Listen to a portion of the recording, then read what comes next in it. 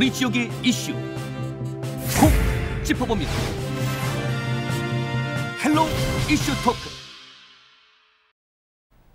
한 주 동안 도내에 있던 소식들을 되짚어보는 뉴스애프터 서비스 시간입니다. 스튜디오에 홍승현 기자 나와 있습니다. 네, 홍 기자, 이번 주는 어떤 소식들 준비하셨나요? 네, 먼저 제2경춘국도와 관련된 이야기로 좀 시작을 해볼까 하는데요. 2019년 강원도 예타면제 1순위 사업으로 선정이 된 후에 노선을 두고 좀 여러 가지 갈등을 빚어왔었는데요. 관련 내용을 먼저 확인하겠습니다. 제2경춘국도 노선이 원주국토관리청이 처음 계획했던 노선으로 결정됐습니다. 원주국토관리청은 기획재정부가 실시하는 사업 적정성 검토를 위해 처음 계획한 노선으로 제출했다고 밝혔습니다. 국토부 노선은 총 연장 32.9km, 금남 제2시티에서 남이섬과 자라섬 사이를 관통하는 노선입니다. 춘천시가 제시했던 노선보다는 2.2km 길고 가평군 제시 노선보다 0.9km 깁니다. 사업비로 봤을 때 1조 2,980억 원, 춘천시와 가평군이 제시한 노선보다 더 필요합니다. 이렇게 제2경춘국도 노선을 둘러싼 논란은 일단락될 전망입니다. 춘천시는 노선이 결정된 만큼 조기 착공에 힘을 보태고 당림리로부터 춘천시 간 접근도로 개설 사업비 확보에 최선을 다하기로 했습니다.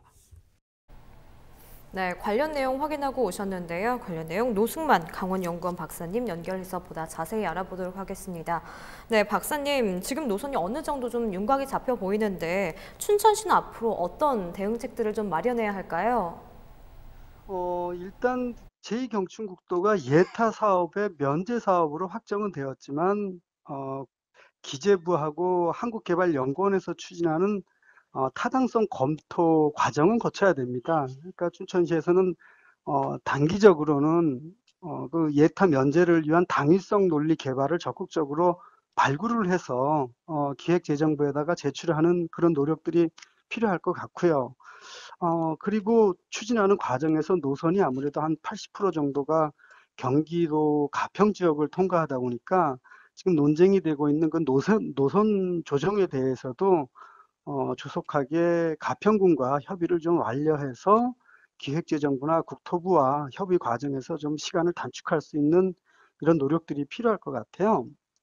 그리고 장기적으로 봐서는 이제 제2경춘국도가 춘천의 외곽 지역으로 연결이 되게 돼 있습니다. 그 이유는 아무래도 타당성을 높이기 위해서 건설 비용을 감소시키기 위한 전략 중에 하나였어요.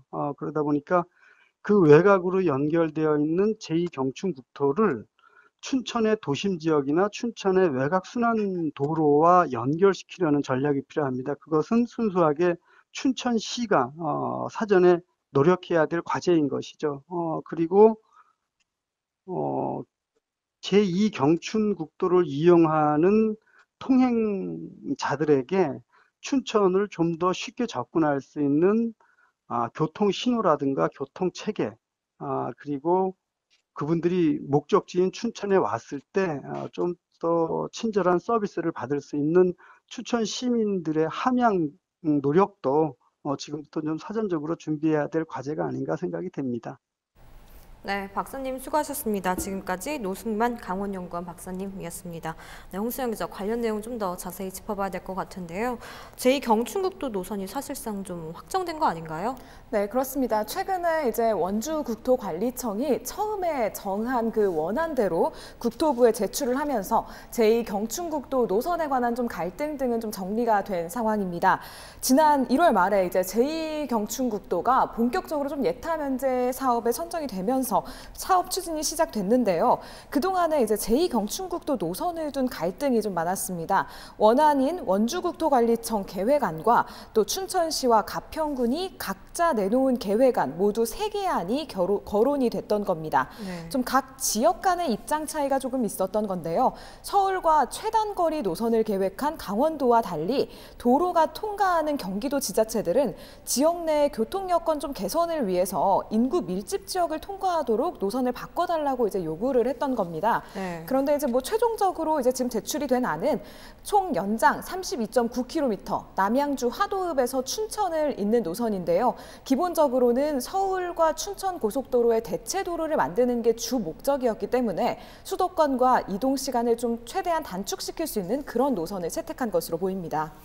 네, 그렇군요. 도로 건설을 두고 좀 춘천 시민들의 기대감이 클 것 같아요. 어떤가요? 네, 그렇습니다. 지금은 남양주에서 춘천까지 막히면 한 50분 정도 걸렸는데요. 네. 제2건축국도가 완공이 되면 한 25분 정도 걸릴 것으로 보입니다.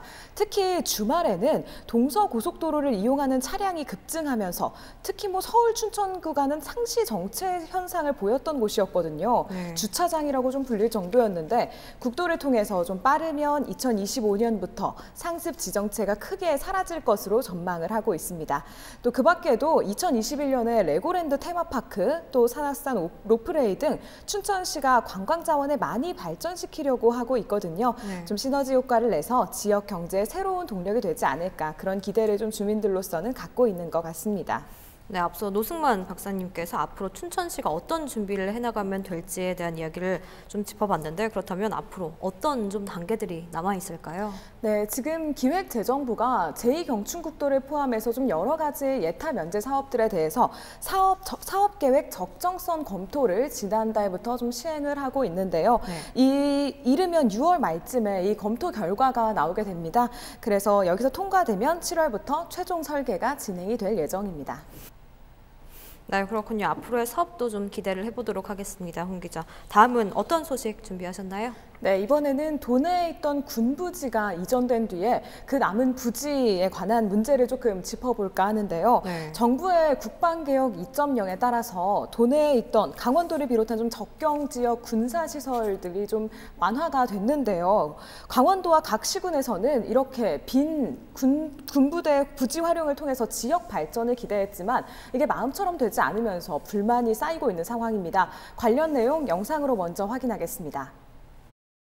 이렇게 국방개혁 2.0으로 인해 통합되거나 사라지는 군부대 부지 활용을 두고 갈등이 깊어지고 있습니다. 도내 군사시설 보호구역의 해제된 면적은 여의도의 2만 4천 배인 212만 20제곱킬로미터에 달합니다. 하지만 군사시설 보호구역이 해제되더라도 아직 부지 소유는 국방부의 허가 없이는 들어갈 수 없는 상황입니다. 강원도에서 군사보호구역 해제 면적이 가장 넓은 곳은 화천군. 시가지 내 공병부대 유휴부지가 2만 6천 제곱미터가 넘지만 공개 매각 등 개발을 위한 법적 근거가 없어 아직도 국방부의 소유입니다.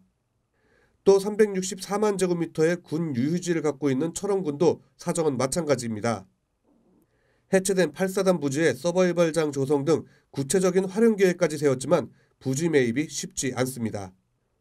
또 인제군의 경우 국방부가 일부 매각 가능한 부지를 선정했지만 도로변에서 먼 외곽 지역인데다 국유지나 보전 산지가 많아 개발 효과가 미비한 상황입니다. 전문가들은 또 현행법 개정 없이는 사실상 유휴부지 매입은 어렵다는 입장입니다. 군부대 유휴지를 포함한 지자체 개발 계획 수립을 위한 유휴지 공매와 매각 등 개발 촉진을 위한 법률적 근거를 마련해야 한다는 겁니다. 강원도도 이 같은 내용을 골자로 한 법률 개정안 발의를 요구하고 있습니다. 네, 관련 내용 확인하고 오셨는데요. 그렇다면 강원연구원 조명우 연구위원님 연결해서 보다 자세한 내용 알아보도록 하겠습니다. 네, 연구위원님, 해제되는 지역이 사실상 지역 동력에 활용되기 어려운 부분이 있다면서요?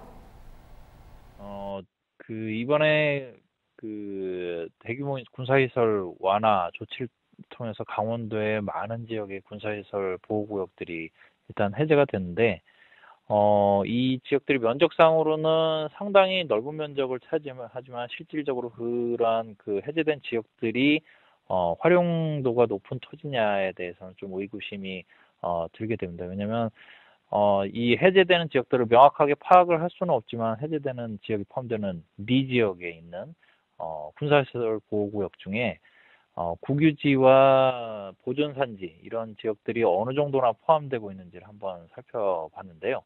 그랬더니 강원도의 해제 대상 지역들에서는 군사시설 보호구역 중에 국유지가 차지하는 비율이 경기도나 이제 다른 지역들에 비해서 상당히 비율이 높게 나타나고 있습니다. 이거는 결국은 이 지역에서 군사시설 보호구역이 해제가 된다라고 하더라도 그 안에는 국유지들을 상당 부분 포함하고 있을 가능성이 높다라는 것을 얘기를 하고요.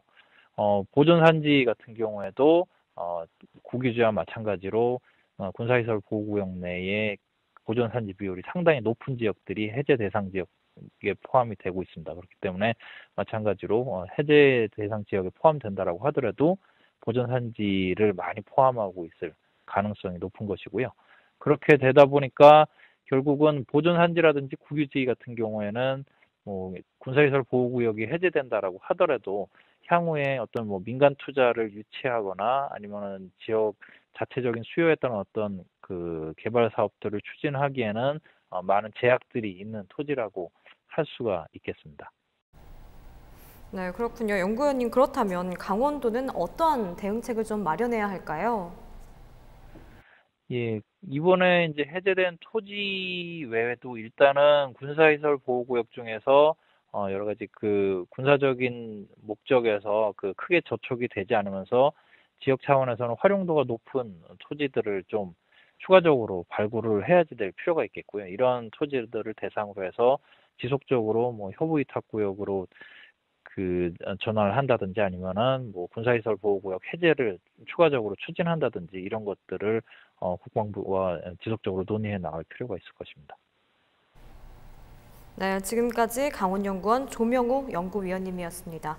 네, 홍 기자, 관련 내용을 좀 자세히 짚어봐야 될 것 같은데 이런 군 유유지가 도내는 어느 정도 있는 건가요? 네, 지금 한 도내에는 지금 561만 제곱미터 정도가 있는데요. 네. 이게 축구장으로 따지면 거의 한 784개의 면적 정도입니다. 문제는 이게 대부분이 지역의 유지라는 겁니다. 그래서 각 지자체들이 도시 개발을 위해서 유휴지 매각을 요구하고 있는 상황이기는 합니다만 국방부의 협의가 좀 사실상 쉽지가 않습니다. 국방개혁 2.0이 진행이 되면서 군 유휴지는 더 많이 늘어날 텐데 국유대산법에 따라서 매각을 하려면 일반 경쟁을 해야 하는 상황이거든요. 통일 시대를 좀 대비해서 거대한 투기 자본들이 매각에 관심을 갖고 있어서 지자체 소유가 될 가능성은 좀 적은 것이 현실입니다. 아무래도 지자체 입장에서는 답답한 상황일 수밖에 없는 거죠. 네, 그렇군요. 국방개혁 2.0이 도내선 좀 민감하게 반응할 수밖에 없는 부분일 것 같은데 이번 개혁으로 도내에서 많은 군사보호구역이 해제가 됐다면서요? 네, 그렇습니다. 작년 12월 초에 국방부의 국방개혁 2.0과 함께 도내 대규모 군사시설 규제 완화 조치를 좀 발표를 했잖아요. 강원도에서도 좀 특히 평화 지역의 지역 발전과 기대감으로 좀 관심이 집중이 됐었는데요. 이번에 규제 완화 조치로 강원도에서 약 2만 1천만여 제곱미터의 군사시설 보호구역이 해제가 됐습니다.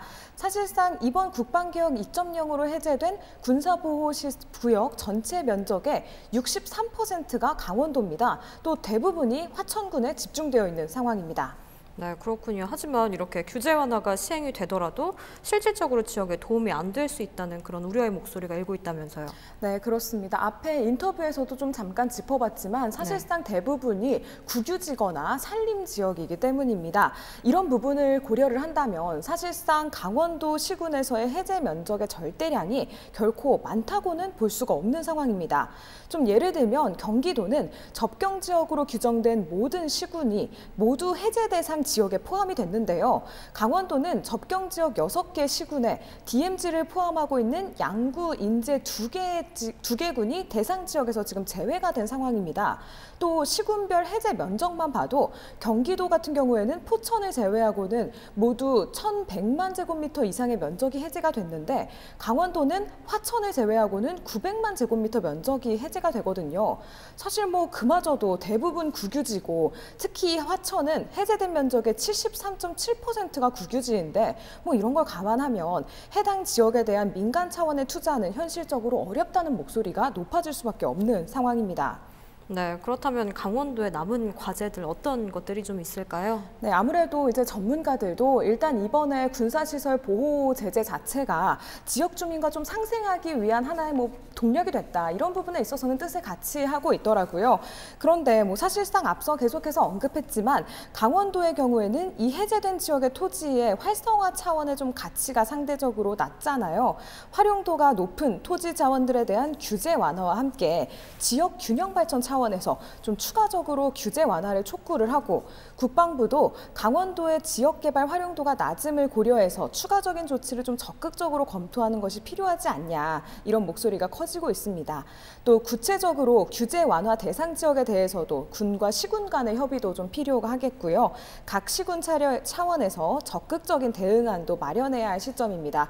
또 몇 가지 더 짚어보자면 지역 개발을 유도하기 위해서 토지 활용 방안도 좀 마련해야 하지 않나 이런 이야기들이 많이 나오고 있습니다.